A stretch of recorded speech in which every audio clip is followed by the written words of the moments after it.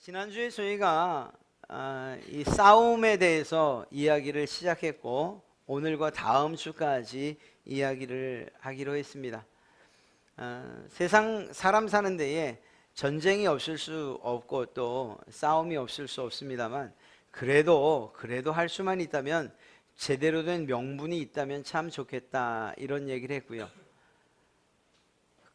이런 우리의 기대와는 다르게 전혀 명분이 없는 오히려 자기 이익만을 어떤 한 집단의 이익만을 위해서 싸웠던 그런 싸움도 역사상에 있더라.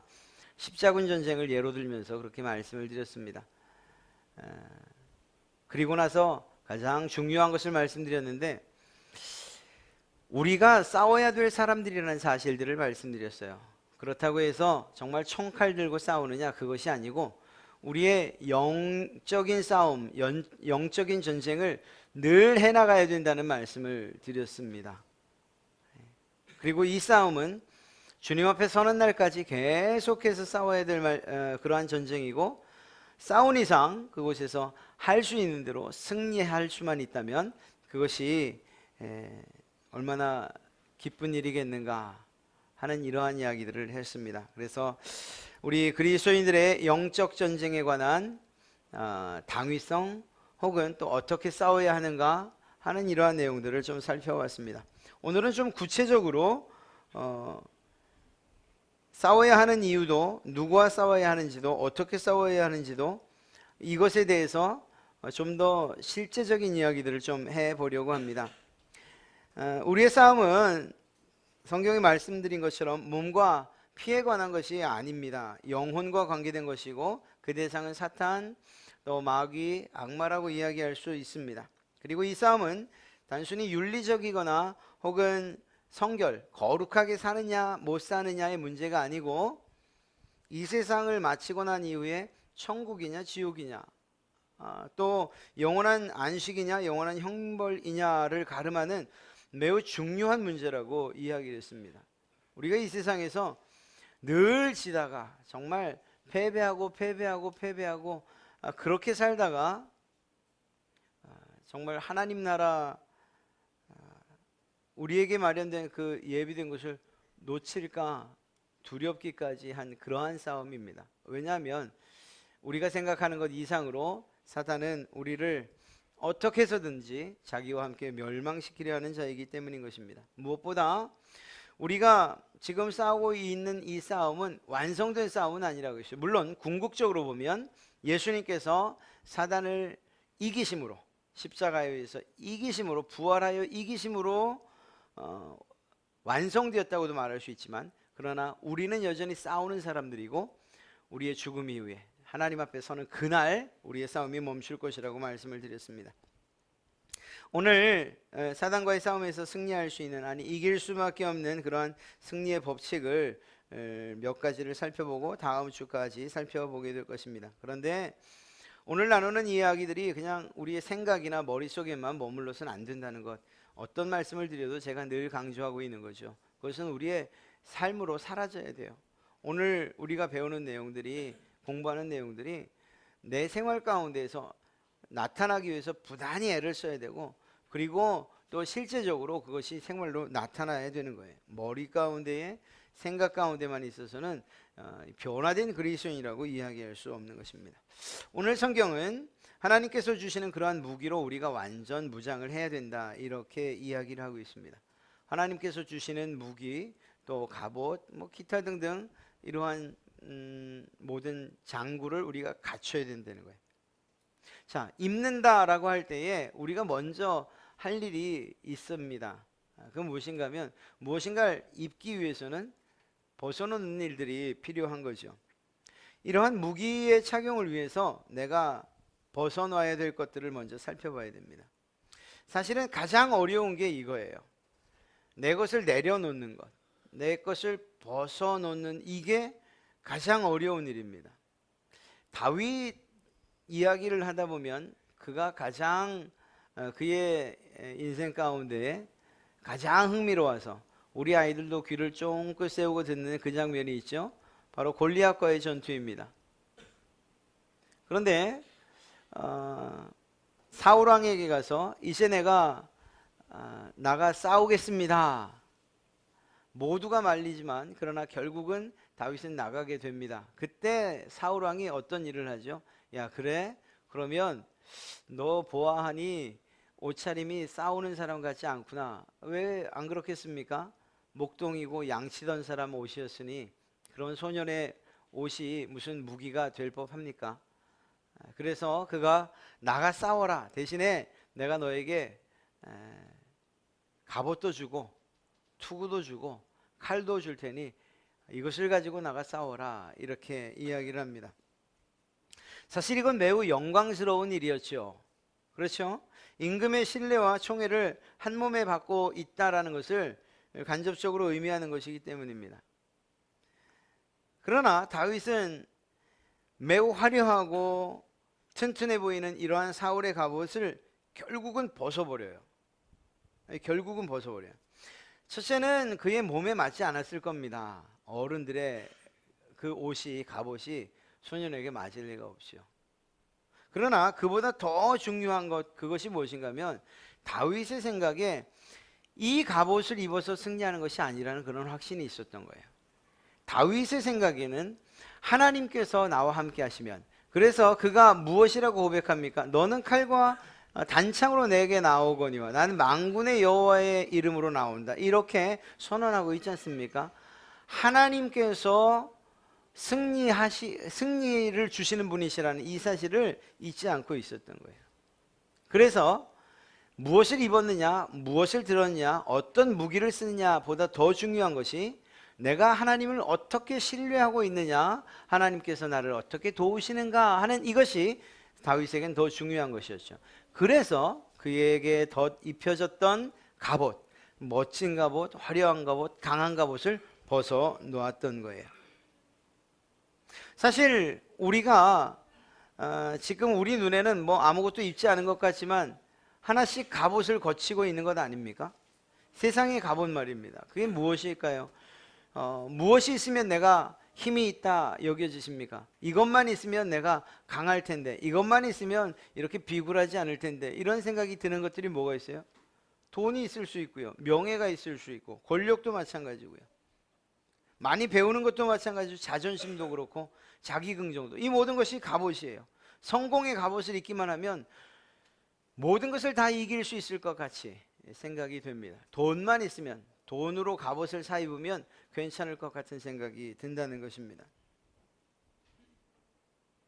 그런 면에서 볼 때에 내가 지금 입고 있는 이 모든 세상적인 갑옷을 벗으라라고 하는 것은 죽으라는 것과 마찬가지처럼 들리는 거예요. 아니 어떻게 돈 없이 살 수 있어요? 아니 어떻게 사람 관계없이 살 수 있어요? 아니 어떻게 다른 건 다 내려놓는다 해도 자존심까지 내팽개치면서 어떻게 살 수 있어요? 이것이 우리 세상을 사는 사람들의 이야기인 것이에요. 오늘 말씀을 통해서 이제 우리가 보게 될 무기들의 면면을 살펴보면, 야, 이거 세상 사는데 도움될 만한 게 있는가 싶을 정도예요. 단 한 가지도 도움되는 것 같지 않아요. 아마 여러분들도 말씀을 보면서 동감할 거예요. 그러나 이러한 진리, 의로움, 정의, 평화, 믿음, 구원, 이러한 모든 것들, 거기다 성령의 것, 말씀, 이것이 내가 세상을 살아가는데 도대체 무슨 도움이 될까? 요즘 같은 세상에 정말 작은 거짓말 하나 하지 않고 어떻게 세상을 살아갈 수 있는가? 누군가를 속이지 않고 뇌물 주지 않고 어떻게 사업에 성공할 수 있는가? 이런 생각이 들 수밖에 없는 세상이지 않습니까? 그럼에도 불구하고 성경은 우리에게 그 모든 세상의 갑옷을 벗으라고 명령하고 있다는 것입니다. 세상이 어떤 세상이냐고요? 진리보다는 거짓과 속임수에 능한 사람들이 성공하는 세상이지 않습니까? 의로움과 정의보다는 편법, 불의, 이러한 편에 선 사람들이 한 계단 더 올라서는 그런 세상이고요, 다른 사람들의 이익보다는 내 이익만을 생각하면서 그렇게 살아야지, 그렇게 아둥바둥 살아야지, 그래야지나 좀 살아가는 그런 세상 아닙니까? 복음, 믿음, 구원, 영혼, 이 눈에 보이지 않는 것보다는 눈에 보이는 것에 더 가치를 두는 그런 세상이고요, 하나님의 말씀보다는 내 개인적인 자아 능력에 대한 어떤 개발, 긍정의 능력 이런 것들을 더 의지할 때에 그래야 세상 성공한다고 말하죠. 그러나 그렇지 않다는 것입니다. 세상이 그렇게 말한다고 해도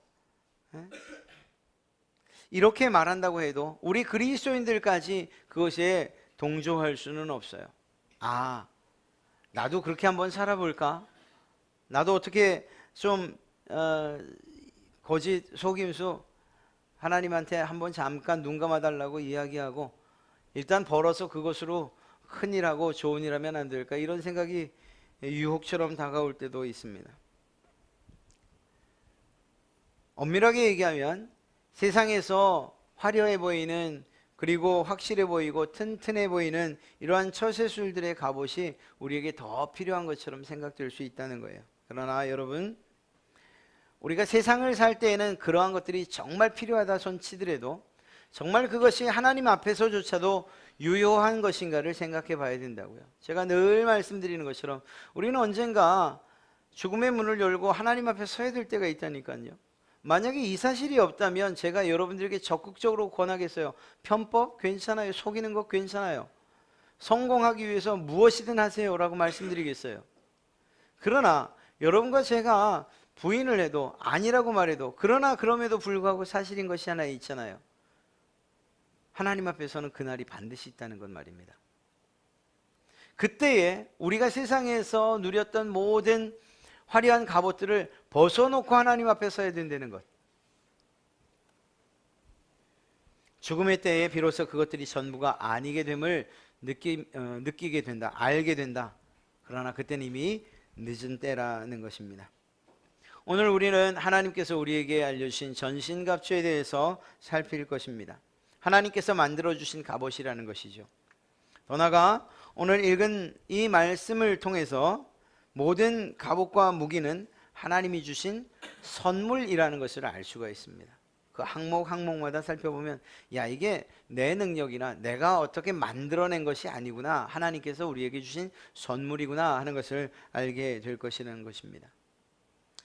그러면서도 야, 이거 정말 내가 이걸 입고 잘 싸울 수 있겠는가?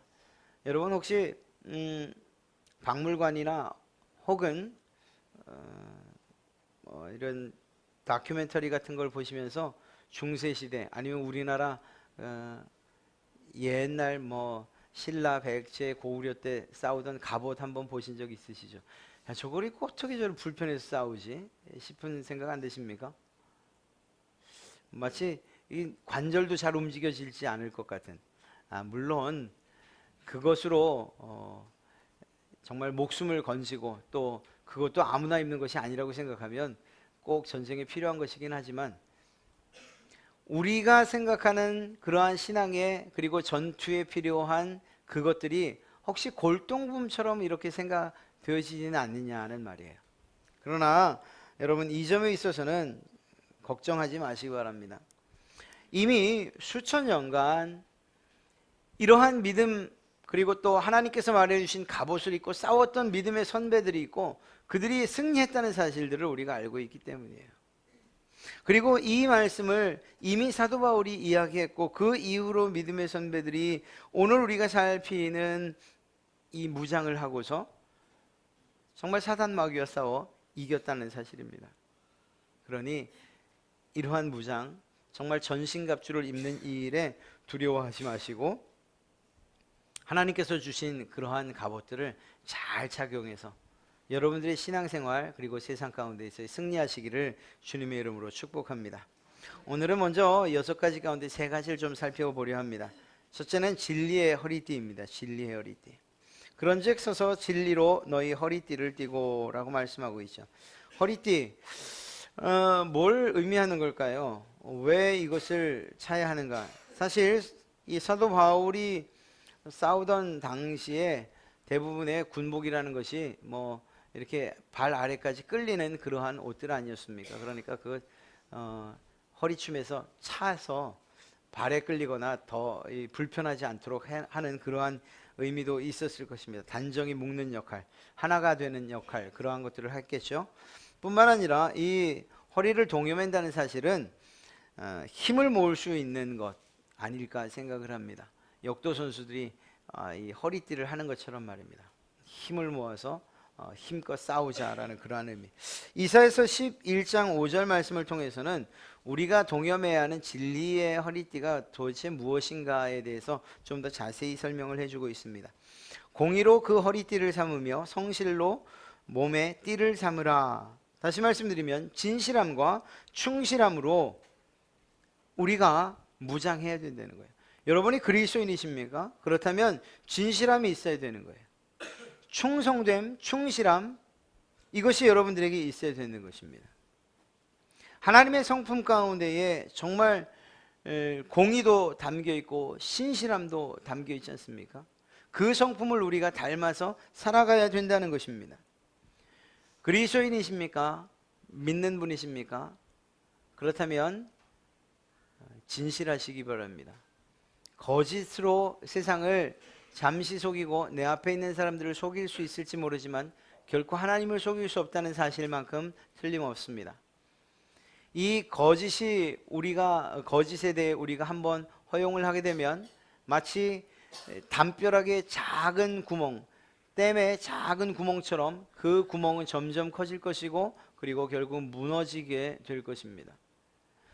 그리스도인들의 삶의 특징 가운데 가장 중요한 것, 정직하고 또한 진실한 것이라는 사실을 꼭 기억하십시오. 성도들 사이에도 마찬가지고 가장 가깝다고 하는 가족 내에서의 가족과 가족 간의 이러한 진실함과 그리고 또한 거짓됨이 없어야 할 줄로 믿습니다. 그리고 충실하게, 신실하게, 성실하게 살아가는 것, 이것이 우리에게 필요한 것이죠. 하나님께서도 여러분들의 구원을 위해서 얼마나 성실하게 일하십니까? 이스라엘 백성들을 구원해내셨던 하나님께서 그들을 먹이시기 위해서 날마다 만나를 내리셨다는 사실, 그분의 성실하심을 볼 수 있는 일이죠. 여러분들의 구원을 위해서 예수 그리스도를 이 땅 가운데 보내시고 그리고 그 계획하신 대로 살아가게 하신 것, 그리고 지금도 성령 하나님으로 여러분들의 삶을 하나하나 매 순간순간마다 보호하시고 지키시고 인도하심, 이것이 하나님의 성실하심이 아니고 무엇이겠습니까? 하나님이 그러하시다면 우리 그리스도인들도 그 하나님을 닮은 사람으로서 성실하게 살아가는 것 마땅합니다. 교회 안에서만이 아니고 우리 가정에서, 특별히 직장 가운데에서 성실함을 가지고 살아갈 필요가 우리에게 있다라는 것입니다. 이렇게 하나님 앞에서 진실하고 또한 충성되이 신실하게 살아갈 때 여러분들의 허리띠에 이러한 진실함과 충실함이 힘이 되어질 것이고 여러분들의 그러한 힘으로 말미암아 힘껏 나가 싸우고도 남음이 있을 줄로 믿습니다. 이러한 진실과 충성을 통해 여러분들이 얻게 될 힘을 기대하며 그렇게 사시기를 주님의 이름으로 축복합니다. 또한 우리의 가슴을 보호하는 그러한 의의 호심경에 대해서 이야기하고 있습니다. 의의 호심경을 붙이고, 예전 성경은 흉배라고 되어 있죠. 그것이 무엇일까요? 호심경, 이 심장을 보호하는 그러한 장치, 이것이 우리에게 필요한 것입니다. 끊임없이 이 박동하는 그러한 심장, 이것처럼 그것이 유지되고 보호해야 되는 것처럼 매 순간 매 시간 하나님께서 우리를 향해서 넌 의롭다라고 하신 이 사건을 잊지 말아야 한다는 것입니다. 사단이 여러분들을 공격하죠. 우리 그리스도인들을 공격해요. 공격할 때 마치 무슨 공포영화 보듯이 이렇게 위협하고 우리를 깜짝 놀라게 하며 공격합니까? 아니에요. 우리의 마음 가운데서 정말 하나님을 의심하게 하는 그런 생각들을 계속 불어넣는 거예요. 때로는 그때 우리의 감정을 이용하기도 하고 우리의 이성을 이용하기도 하고 여러분들이 살아온 삶의 경험들을 이용하기도 하고 집안의 어떤 전통을 이용하기도 해요. 그래서 끊임없이 하나님을 의심하게 하고, 더 나아가서 우리를 향해서 너는 죄인이다, 너는 저주의 자식이다, 지옥에서 영원토록 끊임없이 형벌받을 그러한 자이다, 이렇게 계속 우리를 고소하고 고발한답니다. 이것이 사단이 하는 역할이에요. 그래서 우리 스스로 내가 죄인이라는 사실을, 그것을 넘어서지 못하고 결국은 나 스스로 하나님의 은혜를 거절하고 포기하게끔 그렇게 만든다는 것입니다. 사실 우리가 죄인이 맞죠. 영원한 진노의 자식들이 맞죠. 그렇게 죽을 수밖에 없는 그러한 자들입니다. 그러나 분명한 한 가지 사실이 있습니다. 이러한 존재였음에도 불구하고 하나님께서 우리의 죄를 위하여 예수 그리스도를 이 땅에 보내셨고, 그분을 통하여서 그 십자가에 못 박으심을 통하여 그분의 십자가의 보혈, 그의 피로 말미암아, 그 힘과 능력으로 말미암아 사단의 권세로부터 우리를 구해내셨다는 사실입니다. 이것이 최종적인 우리의 삶의 결과예요. 우리의 모습인 거예요. 그러나 사탄은 우리가 예전에 가지고 있던 모습들을 계속 생각하게 하는 거죠. 계속 떠올리게 하는 거예요. 그래서 참소하고 고소하고 하는 일들이 있는 것입니다. 만약에 예수 그리스도의 보혈을 통해 과연 내가 구원받을 수 있을까라는 생각을 끊임없이 고민하고 있다면, 그렇다면 그는 결코 겸손하다고 말할 수 없어요. 제가 구원받은 게 너무 감사해서 그런데 구원받은 게 맞는가 모르겠어요. 내가 이렇게 쉽게 말 한마디로 믿는다는 사실로 구원받았다는 것 믿어지지가 않아요. 그리고 그 사실들을 계속해서 믿어지지 않는다는 이야기를 합니까? 그렇다면 그건 결코 겸손이 아닌 거예요. 오히려 하나님의 그 놀라운 능력, 보혈의 능력과 십자가의 그 능력을 부인하는 사람이라고 해도 결코 틀리지 않을 것입니다.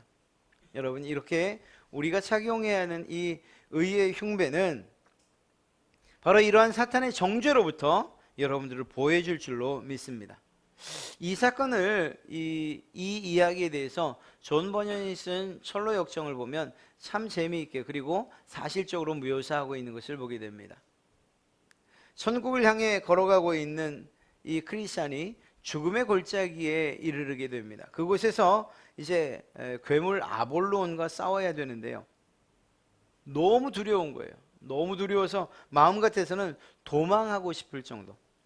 왜 그랬냐면 그는 생선 같은 비늘로 덮여 있었고, 용과 같이 날개가 있었고, 발은 곰의 발 같았고, 그 괴물의 배에서는 불과 연기가 나왔단 말입니다.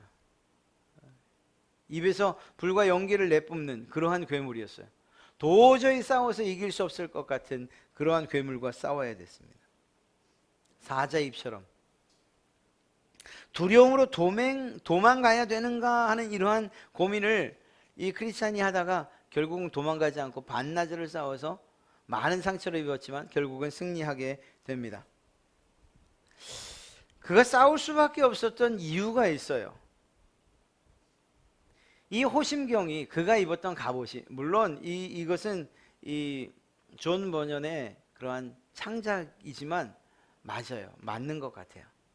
이 호심경이 앞은 막아주고 가려주는데 뒤로 돌아섰을 때는 막아주는 장치가 없어요.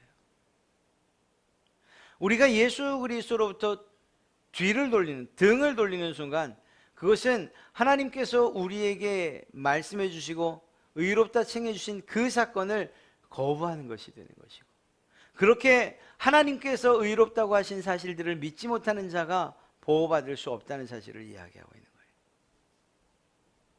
하나님께서 여러분들을 의롭다고 인정하시고, 그리고 자녀라고, 그리고 내 백성이라고, 내 사랑에서 너희를 끊을 자가 없다라고 말씀하셨던 이 사실들을 꼭 기억하시고, 이러한 의로움, 하나님께서 나를 의롭게 칭해 주셨다라는 이러한 이 믿음을 가지고 여러분들의 가슴에, 그리고 또한 여러분들을 보호하시는 그러한 장비로 삼으시기를 주님의 이름으로 축복합니다.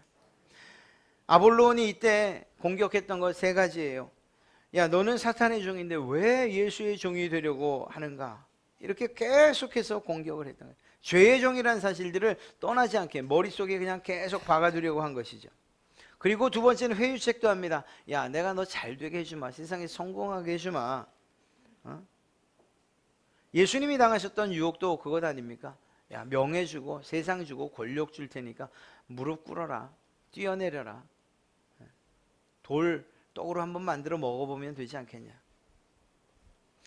그리고 그것도 안 됩니다. 위협을 하죠. 앞으로 너는 계속해서 고난을 받게 될 것이다. 그러나 그럼에도 불구하고, 이것이 거짓이 아니고 사실임에도 불구하고 크리스찬이 이 아볼로는 앞에 무릎을 꿇을 수도 없었고 오히려 싸워 이겼다라는 사실을 꼭 기억하시기 바랍니다. 여러분의 싸움도 마찬가지예요.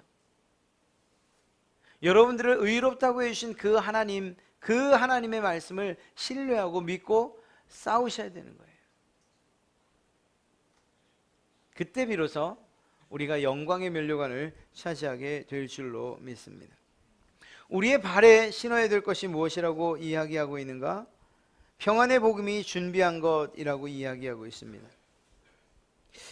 이게 도대체 무엇을 이야기하는 걸까? 표준세 번역 성경에서는 발에다가는 평화의 복음을 전할 채비를 하십시오, 이렇게 이야기를 하고 있습니다. 우리의 연약할 이 발만으로는 갈 수 없는 곳이 참 많지요. 맨발로 싸울 수는 없는 노릇입니다.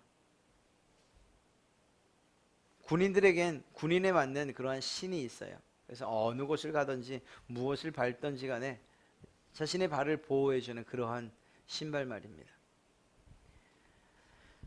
정말 질만 잘 들면 못 갈 곳이 없고, 그리고 또 그것도 편하다고 이야기하는 분들도 계시죠. 자, 이 신을 신고 무엇을 할 것인가, 어떤 목적으로 사용되어야 하는가 하는 거예요. 첫째는 우리의 발을 보호할 거예요. 우리 자신들을 보호해 줄 거예요. 그러나 그것으로 끝나지는 않는다. 그래서 이것이 무엇인가, 우리의 발을 보호할 뿐만 아니라 우리 그리스도인 바로 여러분들이 신은 이 신은 평화의 복음과 그리고 좋은 소식을 전하기 위한 그런 신이어야 된다는 것입니다. 이사야서에서 말하고 있는 것처럼 52장 7절에 좋은 소식을 가져오며 평화를 공포하며 산을 넘는 발이 어찌 그리 아름다운고. 이사야 선지자를 말하고 있는 것, 통해 말하고 있는 것처럼 우리가 가야 할 곳, 복음이 전해져야 할 곳이라면 그곳이 우리가 가야 할 곳, 우리의 신을 신고 가야 할 곳이라는 것입니다.